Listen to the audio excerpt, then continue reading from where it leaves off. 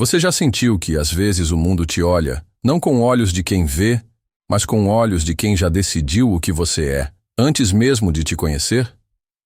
Mateus cresceu ouvindo promessas que nunca se cumpriam. Seja o melhor, e o mundo vai te recompensar. Mas no fundo ele já sabia. Ser o melhor não seria suficiente para alguém como ele. E naquela manhã nublada, quando cruzou os portões da escola interna St. Edmund, uma instituição de elite, cercada por tradições que jamais o incluíram, Mateus carregava no peito um peso antigo. O peso de ter que provar que merecia estar ali. O peso de ter que provar que existia. O St. Edmund era uma fortaleza de aparências. Os corredores eram largos, decorados com quadros de ex-alunos excepcionais, rostos pálidos em molduras douradas. Os professores sorriam com a boca, mas não com os olhos. Os colegas riam de piadas internas que nunca incluíam Mateus. Ele aprendeu rápido a ser invisível, mas invisibilidade tem seu preço. E Mateus, embora calado, planejava seu contra-ataque, não com palavras ou confrontos. Ele escolheria vencer no único lugar onde ninguém podia diminuir o brilho, no pensamento. "Senhor Silva", dizia o professor Brandão, ajustando os óculos com desdém, "não espere privilégios aqui." Aqui, nós valorizamos o mérito. O tom era frio. As palavras, afiadas como lâminas. Mateus respondeu com um aceno leve e se retirou, carregando nos ombros não a vergonha, mas a determinação silenciosa de quem sabia que mérito, ali, era apenas uma desculpa elegante para outras exclusões. As tardes de Mateus se dividiam entre a sala de aula, onde suportava olhares atravessados, e a pequena biblioteca escondida no terceiro andar, onde poucos se aventuravam. Ali, entre livros empoeirados de matemática avançada e cadernos rabiscados, ele montava algo que ninguém desconfiava. Uma teoria revolucionária sobre criptografia matemática baseada em padrões de inteligência natural. Era ousado demais para um aluno comum. Era impossível demais para alguém como ele, diriam. E era exatamente isso que ele queria, ser impossível de ignorar. Na biblioteca esquecida, havia um relógio de parede quebrado congelado no tempo às 3h17. Mateus gostava daquele relógio. Para ele, era um lembrete diário. Enquanto o mundo deles permanece parado no tempo, eu continuo me movendo. No entanto, alguém estava observando. O professor Brandão, embora fizesse piadas e desprezasse Mateus publicamente, começava a desconfiar daquele aluno silencioso demais, inteligente demais, ameaçador demais para o equilíbrio frágil do status da escola. E naquele dia específico, enquanto Mateus desenhava algoritmos na ponta dos dedos, perdido em pensamentos, Brandão fechou discretamente a porta da biblioteca, de fora, trancando Mateus por dentro. Sem perceber, Mateus se tornava alvo de algo muito maior do que o desprezo comum. Ele se tornava ameaça. E no St. Edmund, ameaças não eram ignoradas, eram neutralizadas. Enquanto Mateus terminava seus cálculos, alheio ao que acontecia do lado de fora da porta trancada, o professor Brandão caminhava pelos corredores da escola com uma expressão serena demais para ser honesta. Ele sabia o que estava fazendo. Sabia que naquele exato momento, todos acreditariam que Mateus havia se isolado por vontade própria. Uma atitude estranha, típica de quem tem algo a esconder. Era assim que se começava a construir uma reputação invisível de culpa. Não era preciso provas. Bastava plantar a dúvida, e Brandão era mestre nisso. No dia seguinte surgiram rumores silenciosos pelos corredores. Você viu o que o Silva estava fazendo trancado na biblioteca? Parece que estava copiando algum trabalho confidencial. Ouvi dizer que ele tem ajuda externa. A mentira espalhou-se como mofo em parede úmida, lenta, quase invisível, mortal. Mateus notava olhares diferentes, risos abafados, mas não sabia de onde vinha aquilo. Ainda não, até que numa manhã fria foi chamado à sala da diretora. A sala da diretora era iluminada demais, como se a claridade forçada pudesse ocultar o desconforto no ar.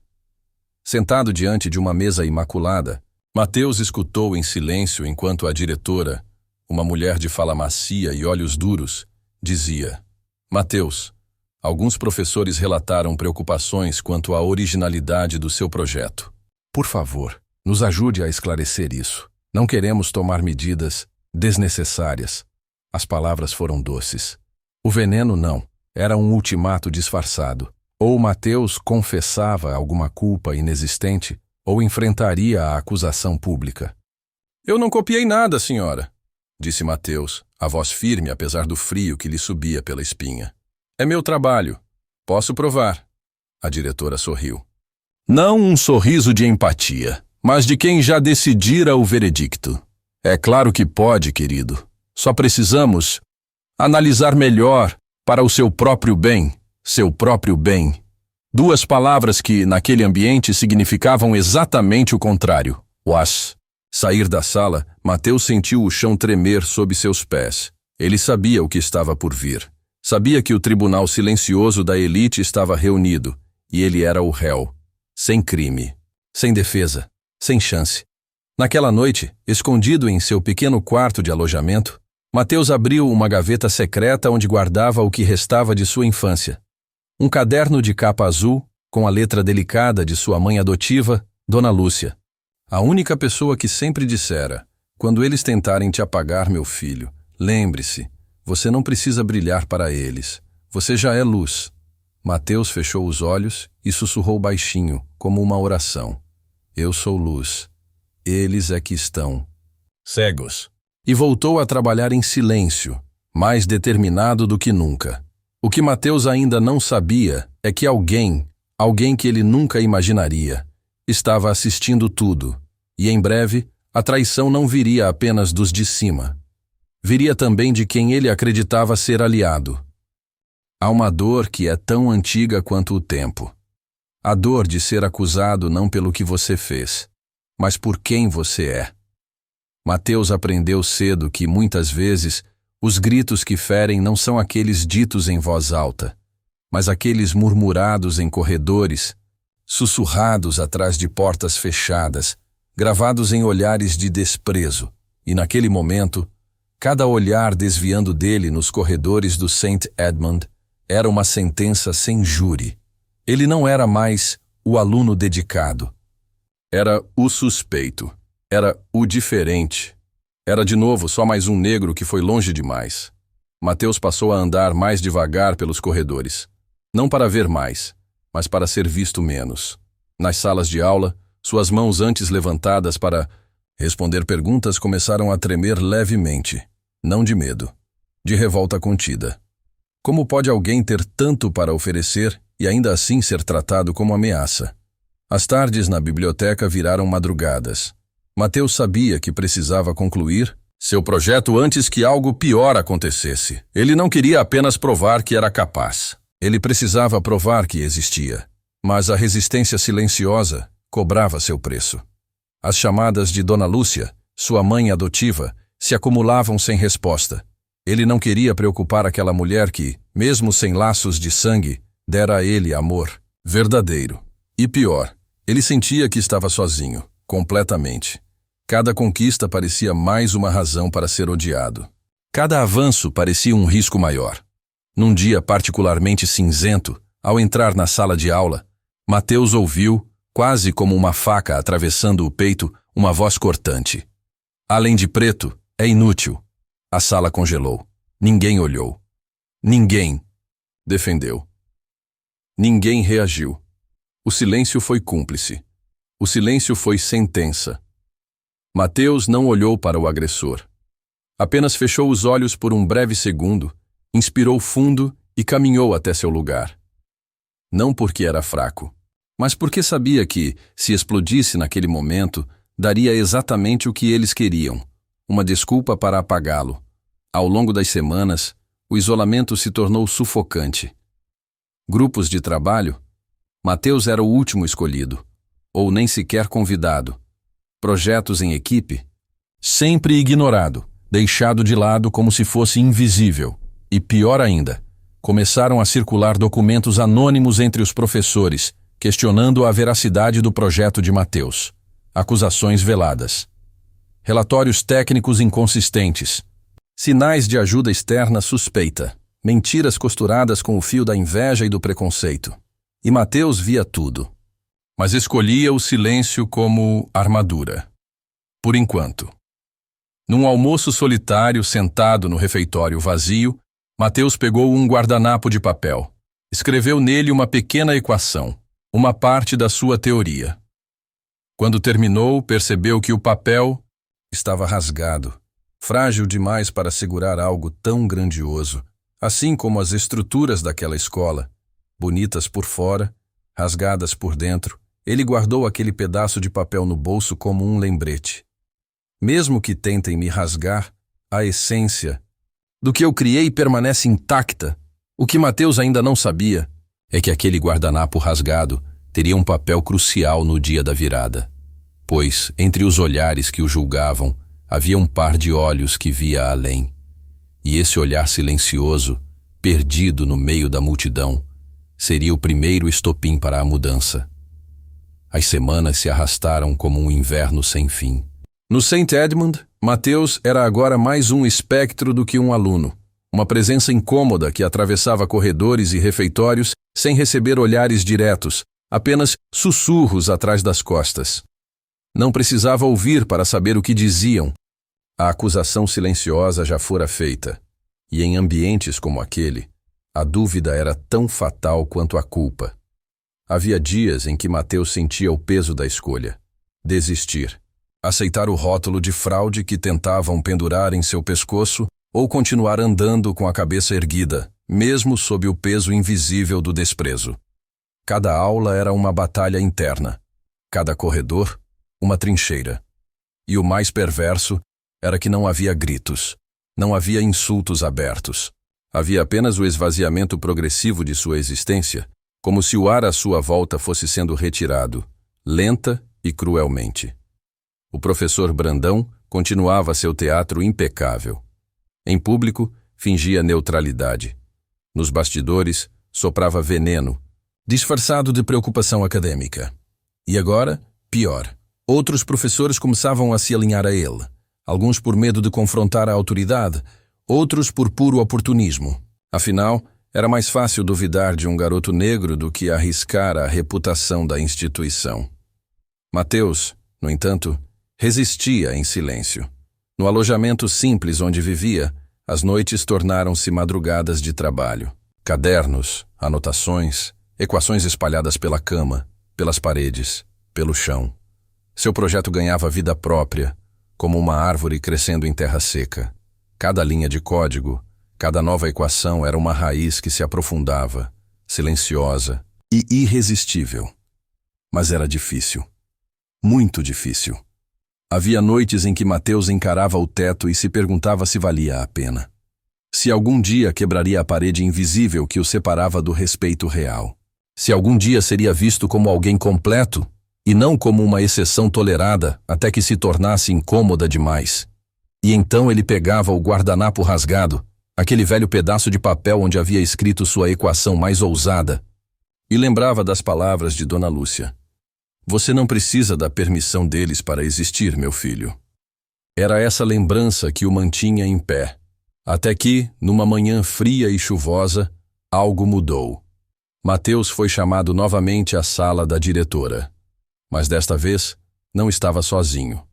À sua frente, sentada elegantemente numa das cadeiras de couro, estava Helena, a assistente acadêmica da escola. Uma jovem mulher que até então havia sido apenas uma sombra silenciosa nos corredores.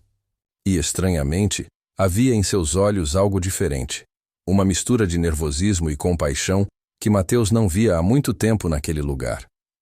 A diretora, com sua voz de mel envenenado, explicou que, após uma reavaliação rigorosa, haviam encontrado irregularidades preocupantes no projeto de Mateus. A punição, suspensão imediata, perda da bolsa de estudos. Expulsão prevista para a próxima semana. Mateus ficou imóvel. Não protestou, não chorou, não implorou.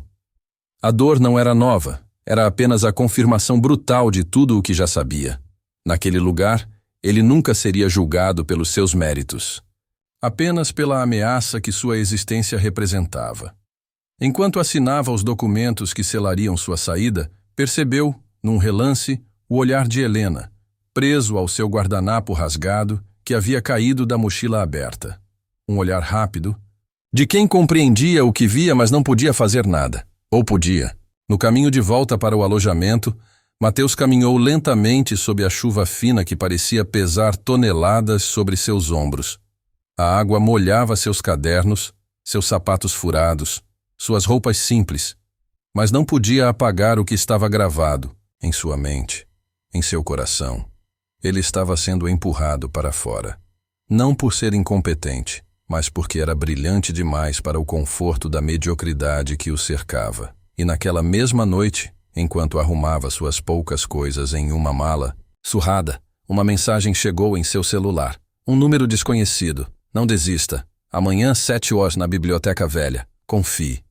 Mateus olhou para a tela, confuso, desconfiado, dividido entre a esperança e o cansaço. E foi nesse momento que ele entendeu. Havia pessoas que viam. Havia olhos atentos, mesmo na escuridão. Ele só precisava resistir mais um pouco, só mais um pouco. Mateus passou a noite acordado, o celular apertado nas mãos, como se a mensagem pudesse se desfazer a qualquer momento se ele não a segurasse com força suficiente. A ideia de uma armadilha rondava sua mente. Afinal, naquele ambiente, confiar era um luxo que há muito lhe fora roubado. Mas havia algo naquela mensagem, algo que escapava da lógica e falava diretamente ao instinto. Um fio de esperança tênue, mas real. E às vezes, é no mais frágil dos fios que a alma pendura toda, a sua resistência. Às 6:30 da manhã, Mateus deixou o alojamento. A escola ainda dormia, envolta em névoa e silêncio. Cada passo até a Biblioteca Velha parecia pesar mais que o anterior. O medo era real, mas a vontade de não ser engolido pelo esquecimento era maior. Quando chegou, a porta da biblioteca rangeu ao se abrir. Lá dentro, entre estantes empoeiradas e luz fraca filtrada por vitrais quebrados, estava Helena, a assistente acadêmica. Ela não sorriu. Apenas fez um sinal para que ele entrasse e fechou a porta atrás dele, como quem sela um pacto silencioso. Sem rodeios, Helena colocou sobre a mesa um envelope grosso. Dentro, documentos, fotos e, o mais importante, gravações de reuniões da diretoria. Provas irrefutáveis de que a perseguição contra Mateus fora orquestrada. Que a acusação de fraude era uma farsa cuidadosamente montada para proteger o orgulho frágil de homens e mulheres incapazes de aceitar que um jovem negro pudesse, sem ajuda, alcançar o que eles jamais entenderiam. Helena falava baixo, quase num sussurro, mas cada palavra era uma lâmina. Eu vi o que fizeram. Vi tudo. No começo eu calei, porque tinha medo, mas quando vi aquele guardanapo com aquela equação... Eu sou formada em matemática antes de vir trabalhar aqui. Eu... Entendi. Você é um gênio, Mateus. E eles têm medo do que não podem controlar. Mateus permaneceu imóvel, absorvendo cada palavra como quem absorve tiros no peito. Não porque não acreditava, mas porque ouvir a verdade nua e crua, depois de tanto tempo sendo silenciado, era quase tão doloroso quanto a própria injustiça. Helena explicou que havia enviado a teoria de Mateus, sob anonimato, para uma organização acadêmica internacional, um pequeno grupo que buscava novos talentos fora dos circuitos tradicionais. E o que aconteceu em seguida foi além do que ela poderia prever. O projeto de Mateus não só foi aceito, mas também considerado uma revolução no campo da criptografia aplicada à inteligência artificial. Agora, aquele mesmo grupo exigia conhecer o autor. E viriam pessoalmente até o St. Edmund para anunciar a descoberta e o nome de quem a havia feito. Era tarde demais para silenciar Mateus. O mundo já começava a ouvir sua voz, mesmo sem nunca ter ouvido seu grito. Mateus olhou para o envelope, para Helena, para as janelas quebradas da Biblioteca Velha e pela primeira vez em muitos anos sentiu que talvez, só talvez, ele não tivesse lutado em vão. Mas ele sabia que a guerra ainda não havia terminado. A exposição que viria traria consequências. Rostos até então cordiais se tornariam máscaras de ódio. E aqueles que o ignoravam se esforçariam para destruir o que não puderam impedir. Helena sabia disso também. Seus olhos firmes carregavam a mesma consciência amarga. Quando o anúncio for feito, eles vão tentar se aproximar. Vão tentar roubar o seu mérito. Você precisa estar preparado, Mateus. Você precisa saber quem é. Aquelas palavras ficaram ecoando em sua mente, muito depois que ele deixou a biblioteca, e caminhou de volta para o alojamento com o envelope escondido sob o casaco. O sol começava a romper a neblina, tingindo o campus de dourado pálido. Mateus sentia o frio na pele, mas o calor em seu peito era mais forte. Ele sabia quem era. E, finalmente, o mundo saberia também. O dia do evento chegou como uma tempestade disfarçada de celebração. A escola St. Edmund estava impecavelmente decorada. Bandeiras nas janelas, tapetes vermelhos no saguão principal, câmeras de vídeo estrategicamente posicionadas para registrar mais um capítulo de sucesso na história da instituição. Mas desta vez, algo escapava ao controle dos administradores. Algo invisível, porém poderoso, pairava no ar. O desconforto de quem sabe que a máscara vai cair e que nada poderá impedi-la de despedaçar diante de todos. Mateus caminhava lentamente pelos corredores polidos, agora vestido com seu uniforme limpo, mas ainda o mesmo garoto que meses antes era tratado como uma ameaça silenciosa. Cada passo parecia ecoar mais alto, não pelo barulho, mas pelo peso simbólico que carregava. Passou por professores que desviaram o olhar, por colegas que murmuravam entre si e por funcionários que naquele momento não sabiam se deveriam cumprimentá-lo ou fingir que não o viam. O auditório estava lotado. Pais orgulhosos, investidores, diretores da escola, alunos empolgados para os discursos de formatura. No palco, a diretora sorria para os fotógrafos, mas o sorriso era tenso, crispado, como o de alguém que sabia que a festa estava para virar funeral. Helena o esperava nos bastidores. Não disseram nada um ao outro. Não precisavam.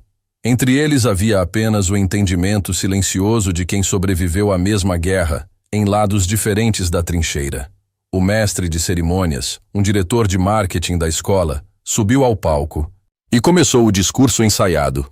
Hoje, celebramos não apenas a excelência acadêmica, mas o espírito de inovação e integridade que define o St. Edmund. As palavras corriam rápidas, vazias, perfumadas de hipocrisia. Mateus assistia sem reação. Ele sabia que era apenas questão de tempo. Então, veio o anúncio. Temos a honra de receber representantes da Organização Internacional de Pesquisa Avançada, que selecionaram um de nossos estudantes para reconhecimento especial. Um projeto revolucionário em criptografia e inteligência artificial. Um marco histórico para esta instituição. O auditório irrompeu em aplausos ensaiados. Olhares se cruzavam. Alguns já cochichavam, tentando adivinhar qual gênio branco da escola seria anunciado. E foi aí que tudo mudou. O representante da organização, um homem de cabelo grisalho e fala firme, subiu ao palco com um envelope nas mãos. Sem floreios, sem rodeios, leu. Temos o orgulho de anunciar que o projeto selecionado, entre milhares de inscritos anônimos, foi desenvolvido por Mateus Silva. Silêncio. Um silêncio tão brutal que parecia arrancar o oxigênio da sala. Alguns pais franziram o senho. Alguns alunos engasgaram. Professores trocaram olhares constrangidos. E no meio de tudo, o professor Brandão, imóvel, pálido, tentando processar o que acabara de ouvir. Mateus subiu ao palco sem pressa, sem sorriso forçado, sem necessidade de provar mais nada.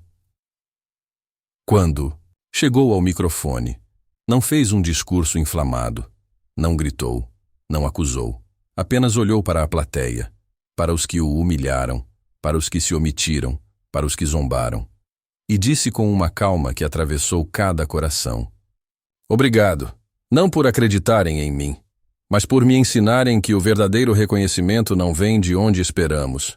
Vem de quem enxerga além das máscaras. E sem esperar aplausos, sem esperar aceitação, Mateus desceu do palco. Ele não precisava mais do reconhecimento deles. Ele não precisava mais ser aceito num lugar que nunca foi feito para ele. Ele havia se tornado maior que o sistema, maior que o preconceito, maior que a escola. E enquanto ele atravessava o auditório em silêncio, a escola St. Edmund, aquela fortaleza de vaidades e exclusões, desmoronava invisivelmente diante de si mesma. Porque naquele dia, todos viram. A verdadeira força não estava no aplauso de um salão. Estava na dignidade de quem nunca se curvou para merecê-lo. Aqui no Lições de Vida, cada história é mais que um alerta. É um convite à coragem de mudar. Nossa missão não é apenas denunciar o que está errado, mas acender consciências, restaurar dignidades e inspirar novas atitudes. Se você acredita que um mundo mais justo começa com uma verdade contada, então esta jornada também é sua. Obrigado por fazer parte da mudança que o mundo precisa. Se essa história tocou você, não esqueça de deixar seu like e se inscrever no Menuhin Sintonia canal. Sua participação nos ajuda a continuar trazendo mais lições de vida. E não pare por aqui. Assista ao próximo vídeo que selecionamos especialmente para você na tela final. Juntos, vamos transformar cada história em um passo a mais rumo a um mundo mais justo e humano.